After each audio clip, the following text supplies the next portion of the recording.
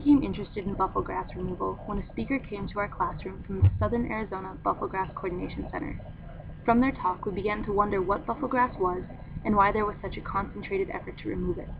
Over the course of a month, we rose with the Tucson sun and ventured across the city to work with a group of unsung heroes. These heroes are an eclectic group of individuals banded together to fight a silent sickness invading our desert. This is a real danger to not only native ecosystems, but to our community's safety as well. Because it can outcompete for resources, it grows prolifically even in dry years when there is a greater danger of wildfires. This makes bufflegrass an extreme fire danger. The Foothills Homeowners Association explained to their members in the newsletters that the grass burns at close to 1,800 degrees Celsius, or nearly 32,000 degrees Fahrenheit. On top of that, it burns very, very easily, covering the space of a football field in close to 3 seconds. Bufflegrass is extremely dangerous and needs to be eradicated for the safety of humans as well as the health of the desert.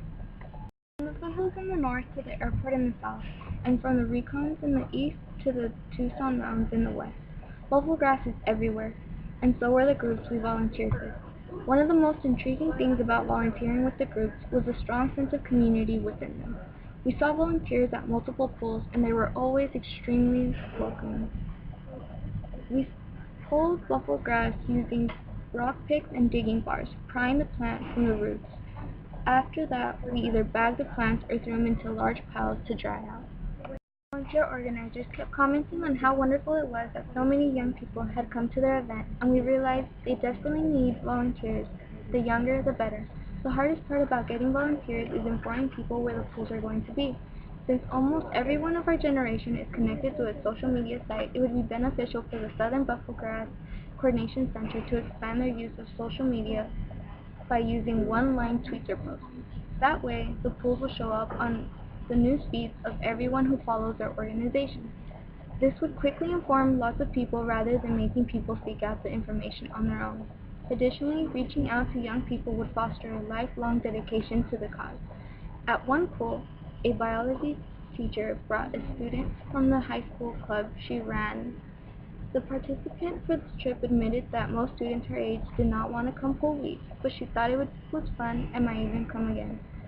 We also found that not a lot of the groups had tools for large groups. This is a serious detriment to the eradication effort. To improve the program, it would be beneficial to get grants for more tools, that way volunteers would have a means of participating.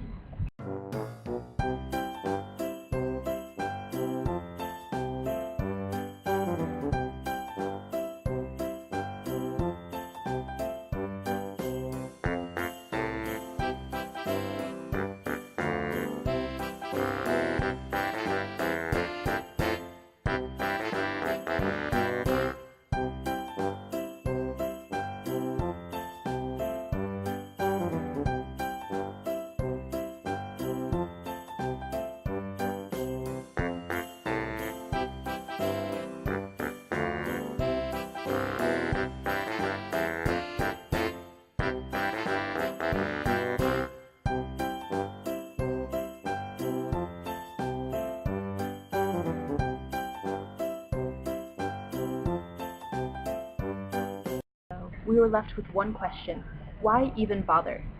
Even with all the hours of pulling, there were still hundreds of plants, and each plant has thousands of seeds, and the plants are across thousands of acres of land. It seems like an uphill battle with no end. One volunteer expressed this concern to us exactly. He talked about how when he hiked in the remote canyons of the Catalinas, he would see bufflegrass and feel that all his efforts were futile. When I asked him why he kept coming to the polls, he said it was because it is our responsibility. This is our desert and our home, and we are accountable for the good or the bad that befalls it. And it does make a difference. Take a drive down Skyline, and you will see a mile of cleared roadside with recovering vegetation. Walk the trails in the Tucson Mountains, and there will be piles of wilting grass drying out from the efforts of weekly volunteers. We have made a difference, and we will continue making a difference, keeping our community safe and protecting the desert from the sickness we introduced. The only way to fix such a large problem is to have an equally large amount of volunteers. So join us and fight to save your home and your desert.